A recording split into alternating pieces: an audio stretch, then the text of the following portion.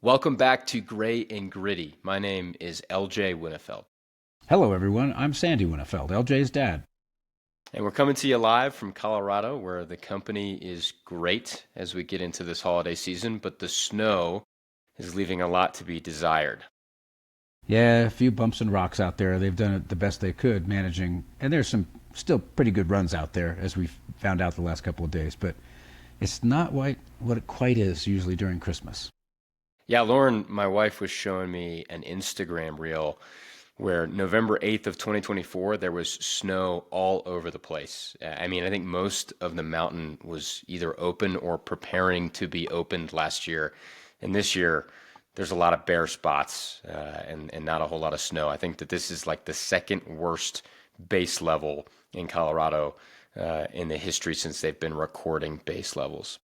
It's cool So, to see the other parts of the country though getting hit with snow, which is and what a lot of people don't realize is it's not just for skiing and snowboarding why snow is important. It's also for everything that's going to happen in the summer of 26 and what is that water level going to look like? What's the fire, wildfire threat going to look like next summer? yeah, this is how nature stocks its water, is by putting snow in the mountains that melts and comes down and feeds the rivers and lakes and reservoirs. But it's early, and most of the snow in Colorado comes usually in the February March timeframe. So hopefully it'll catch up. And we don't know whether this is climate change or El Nino or El Nina or whatever's out there. All we know is it's not that great this year, but it tends to go in cycles.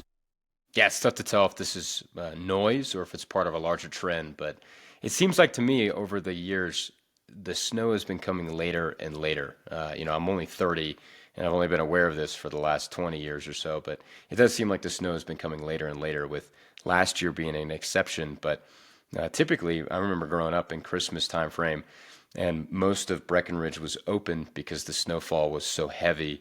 But over the last few years since I graduated from college, it seems like the good snow has shown up in January, February, and March, but we'll see.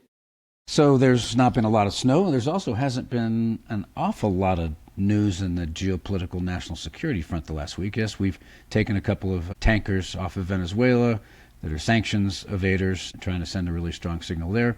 There have been some airstrikes in Syria in retaliation for the fact that two military people and a civilian were killed by ISIS, and a very, very strong response. More than the average bear airstrikes that you hear every week going on over there. But not much progress on the Ukraine front in terms of negotiations and the like. It's been pretty quiet. So maybe we'll talk about something else today. What do you think, LJ?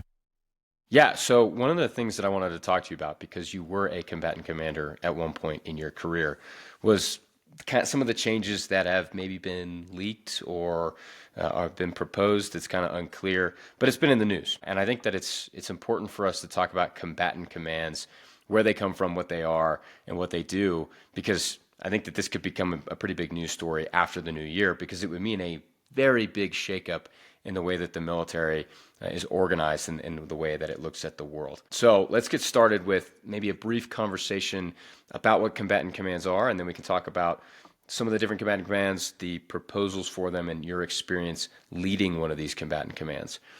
So I'll jump right into it with, combatant commands first came out of what was called the Unified Command Plan out of World War II, which was a president-approved plan to lay out how operational forces are organized under unified commanders worldwide.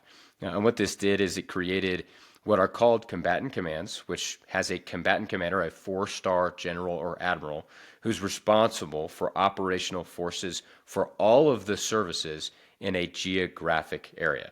This is when you hear, CENTCOM, Central Command, INDOPACOM, EUCOM, all of these different combatant commands that are responsible for a geographic area of the world.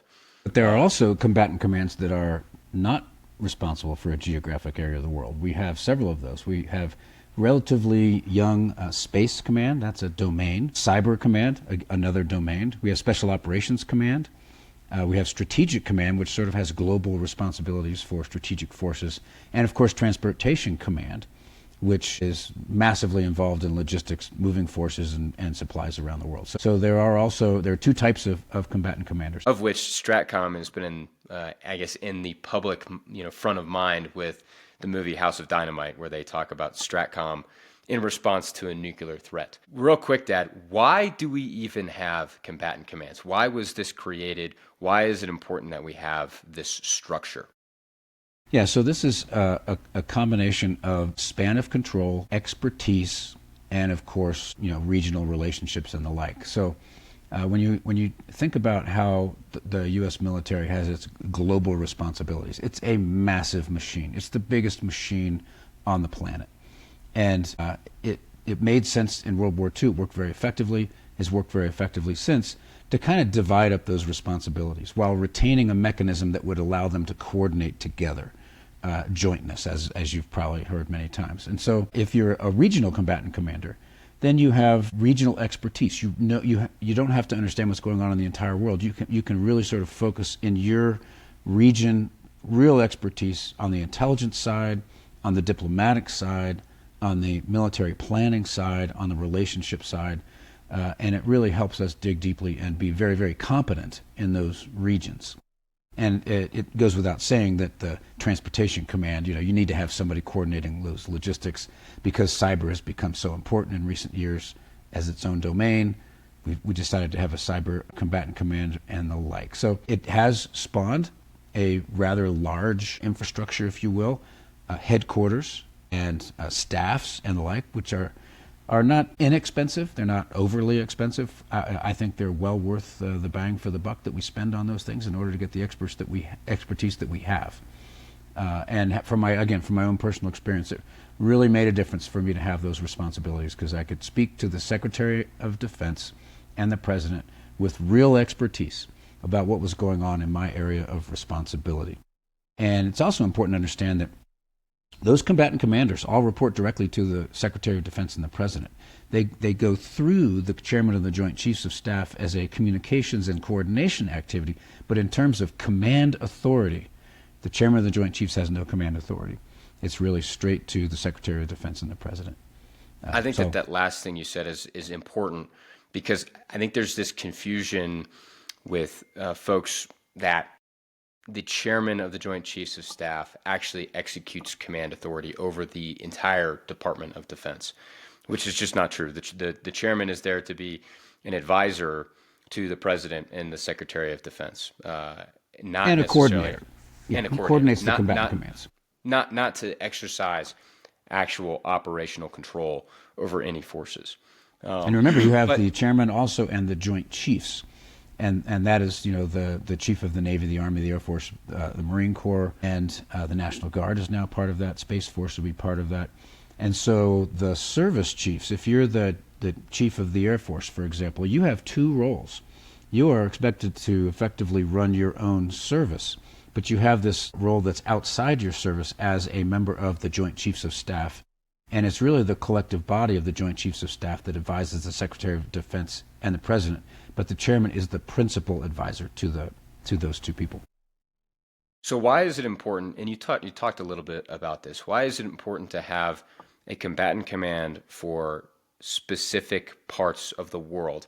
It makes sense when you talk about the functional combatant commanders, right? Cybercom, Spacecom, Transcom, Stratcom. That to me, I think is more easily digestible intellectually. Of course, they're very specific capabilities. It's important that we have a 4-star and a staff and a headquarters responsible for that.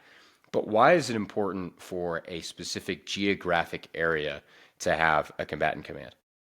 Well, as I mentioned earlier, you gain deep regional expertise. You really know what's going on in your AOR because you get all the intelligence, and your bandwidth as the commander is focused only on that rather than trying to understand the entire planet. You develop very focused relationships with your counterparts in the region and military-to-military contacts. You work very closely with the State Department representative, the ambassadors in the region, to coordinate diplomatic and military objectives and execution and that sort of thing. And when it comes to planning a military operation, should that be required, you've got all the staff there that's steeped in that region. You understand the forces that you have in that region. You understand how you might work together with partners, which is terribly important in that region. So it just makes things far more effective and efficient to have a single officer in charge of that particular region. Now, should it be a 3-star or a 4-star? It doesn't matter to me. Having the 4-star really helps you with allies, but that's a different question entirely. I think the real important thing is the expertise in that particular region to best represent the United States of America in what we're doing with the military instrument of power in that region. Yeah, you mentioned 4-star or 3-star. And I think that leads perfectly into what I want to talk about next, which is the leaked draft concept, right? That has not been confirmed. And I want to make that clear. It hasn't been confirmed to actually be proposed yet within the Department of Defense or Department of War. But the draft concept for a new combatant command structure reduces the number of combatant commands from 11 down to 8, with the biggest changes being consolidating EUCOM, which is Europe, CENTCOM, which is the Middle East, and AFRICOM into one international command, a large swath of area under one 4-star. And then the second part of that is to combine NORTHCOM, which is North America, and SOUTHCOM, which is South America, into an Americas command. So to reduce those down from 11 to 8. And I could potentially see, as you kind of hinted at, you have a 4-star that's responsible for this massive geographic area with tons of countries, allies, adversaries. One 4-star over that entire combatant command, but potentially maybe 3 stars over what used to be EUCOM, CENTCOM, AFRICOM, to still have that finite, integral information and detail, but just reducing the number of 4-stars in the staff headquarters footprint. What are your thoughts with this proposed, leaked changes to our unified command plan and the combatant commands? Yeah, every administration looks at this, and in the past, they've talked about things like joining NORTHCOM and SOUTHCOM together. And after studying it and seeing what the potentially unintended consequences are, they've usually dropped the plan because it really doesn't make much sense. There are a couple of reasons, I think, why this administration is looking at this. I think part of it is, I think that Secretary Hegseth has, candidly had a little bit of resentment towards the senior ranks, and he wants to reduce the number of 4-stars. He thinks it's bloated. But it also sort of subtly, or not so subtly, advances the kind of America first agenda. We're doing too much in the world. We're going to bring everything home, and we're going to focus in our own hemisphere.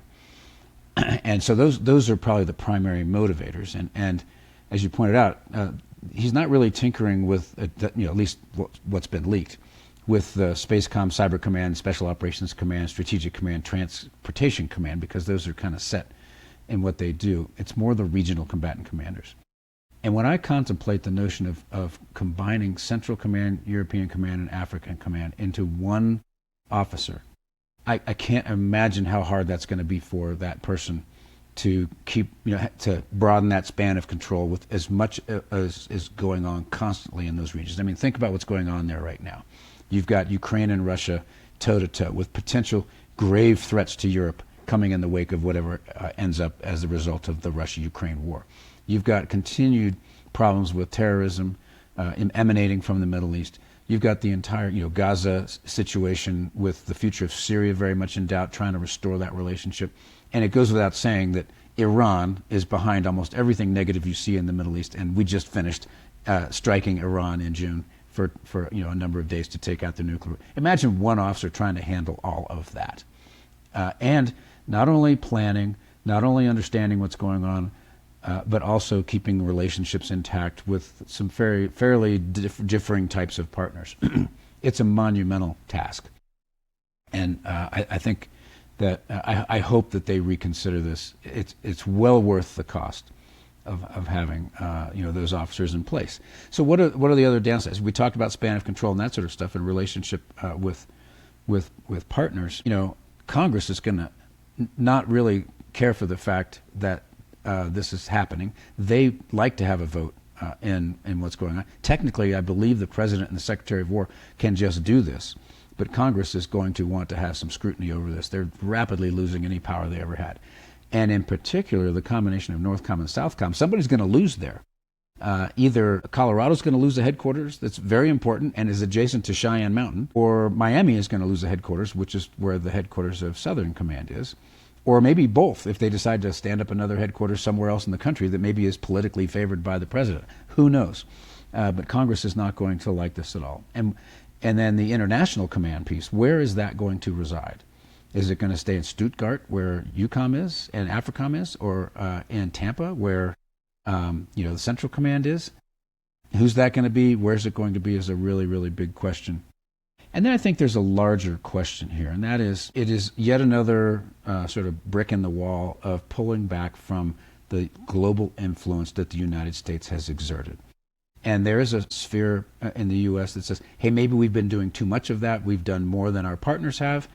I happen to believe that all the way down to the platoon level in the military, the leader always does more than the led. And if we're going to maintain our global influence, which manifests itself in so many ways, internet standards, the dollar is the reserve currency on the planet, you need to have that strong influence, and the hard power that backs it is terribly important.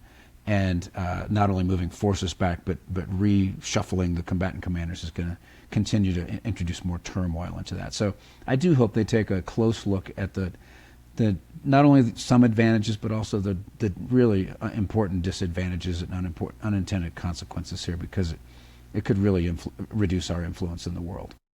I think your point of the leader does more than the led is something that has been somewhat lost in this conversation of America First, because I'm a huge fan of America First. I do believe that we need to focus on our country, and if that means this hemisphere, fine.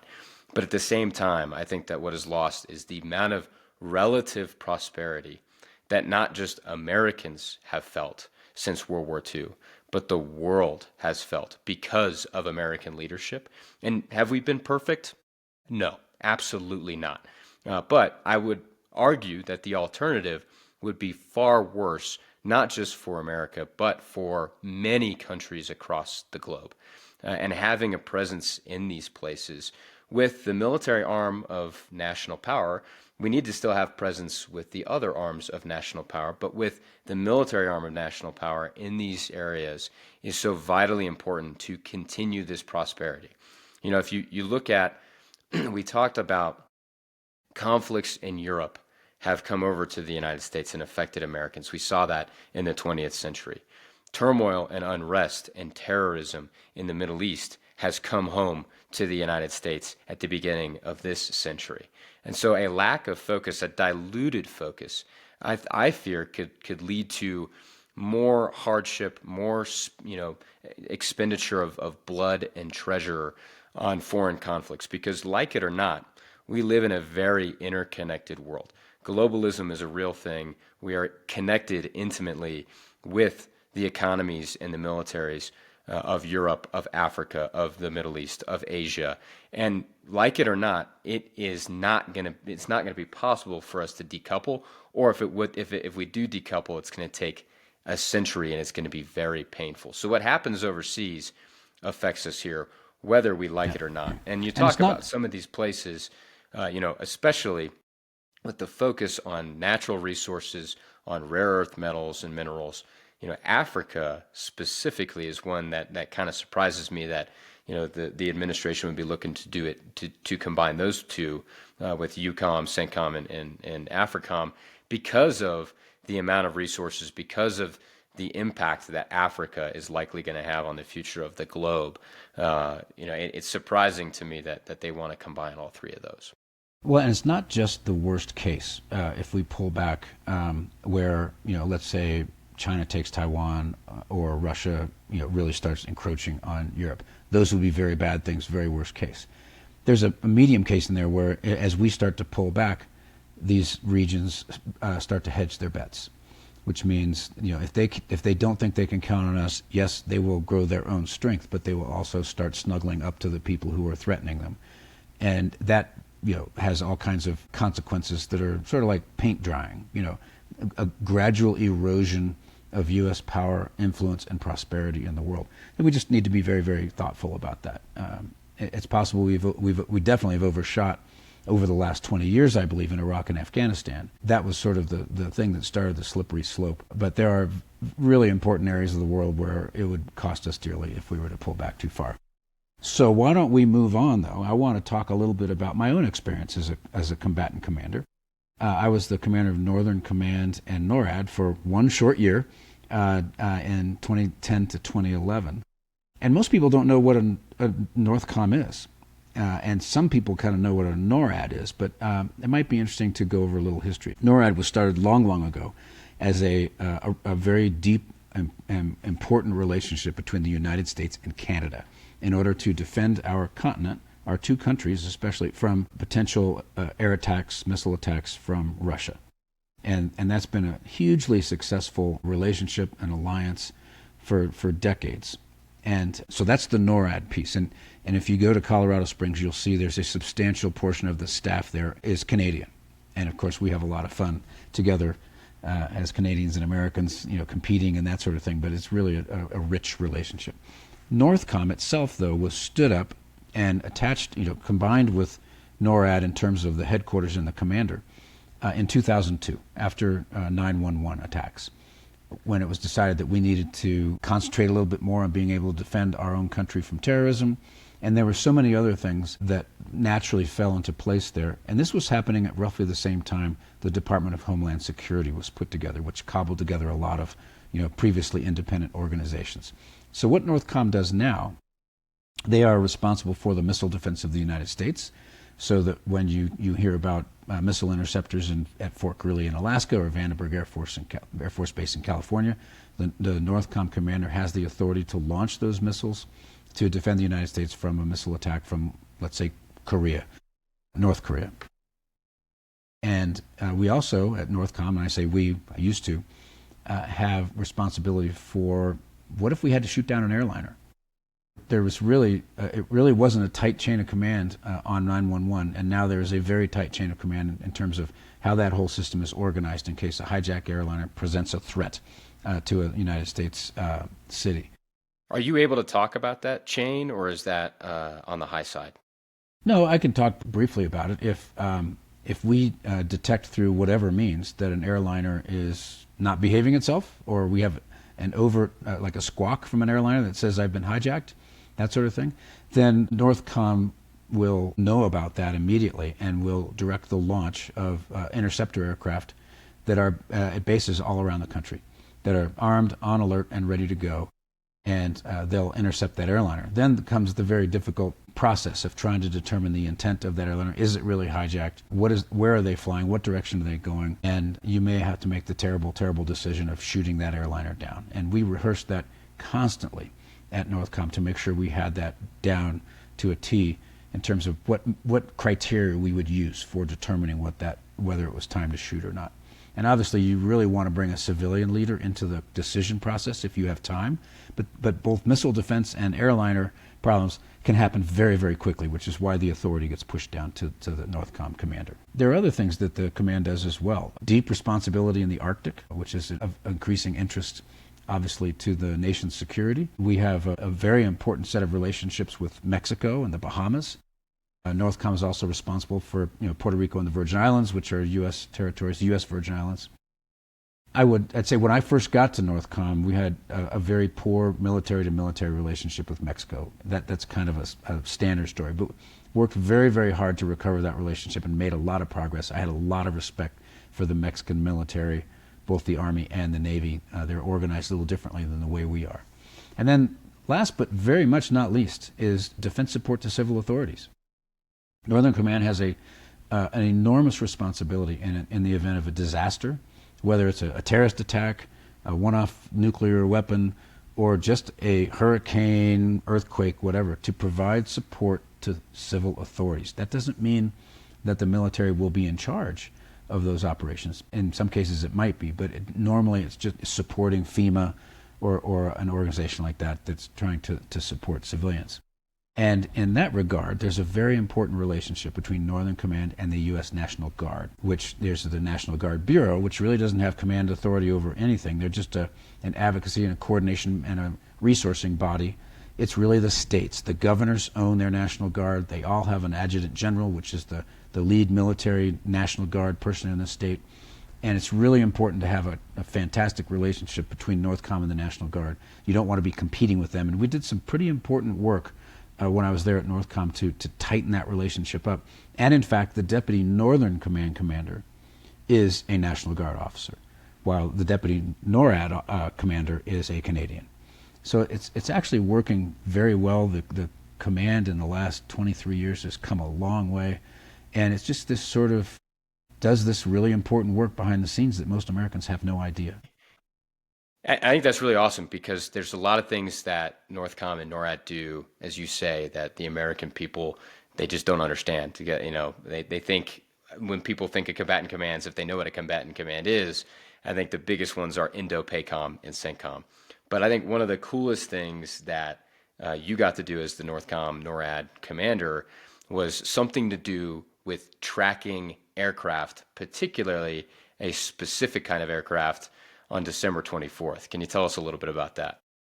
Yeah, way back in 1955, NORAD was doing its daily business in its headquarters, and a child dialed the wrong number. The child was trying to dial some Santa thing, and ended up literally dialing the number that was to the head watch officer at the NORAD command desk. And that was the spawning of what we call NORAD Tracks Santa. And so since 1955, NORAD has been doing this. So when Santa gets airborne on Christmas Eve, he's got a pretty big job. He's going all around the world, and NORAD's got some pretty, in some cases very, secret, kind of things they can do to track aircraft. And so they track Santa as he does his journey around the world. And you can follow it on their website, going to NORAD Tracks Santa. I don't know the exact website, but it's really easy to find. And it'll tell you where he is. And your kids can actually call in to the headquarters and talk to somebody about what they want to do for Christmas, or asking questions about Santa. And it's just a tremendous amount of fun. We get a lot of volunteers that come in and man the phones. I remember one year we went down and I manned the phones and took some phone calls from some young kids all across the country that wanted to know where Santa was. And it's pretty cool because I remember it was like a Google Earth thing, and you could literally see Santa flying from city to city and then bouncing back and forth when he got to a city to deliver all the presents to kids in this particular city. But he starts all the way over. He doesn't just do the United States of America. If you go on December 24th when it is Christmas morning over in Asia and the Middle East, he's over there delivering presents to kids over there as well. Yeah. Now, the calls are actually really fascinating. Some really fun ones, really fun calls with the kids, but they can be very touching too. And one of the calls we got when I was there was a young guy who said, all I want for Christmas is for my sister to recover from her cancer. And that just strikes your heart strings, and you just really hope and pray that actually happened. Santa has a hard time delivering that sort of thing, but that's what the kid really wanted for Christmas. Yeah, I think this is a really good feel-good story to end the pod on this week. It's very cool to have this, high-tech military organization that exists to track missiles and aircraft being used to track something like Santa Claus, and I think it's a good news kind of thing, and I love it too because it helps to bridge some of the civil-military divide as well when you have young kids calling into NORAD for Santa. Now, if you want to know more about this. The podcast, The Adrenaline Zone, which I do with retired astronaut Sandra Magnus, we actually interviewed Santa Claus. We first interviewed the NORAD commander to kind of find out more about how NORAD Tracks Santa works. But then we had this wonderful interview with Santa Claus, and it's well worth the listen. If you just go Google The Adrenaline Zone and search for the Santa episode, which we did a couple of years ago. It's really fun. I highly recommend it, especially if you have young kids at home. Put it on in the background, and then give NORAD a call on the 24th or 25th. Definitely. Awesome. Well, look, looking forward to a great Christmas season. Hope everybody has a safe, peaceful holiday season. And we will be, of course, looking forward, hopefully, to a great new year. See you next week, everybody.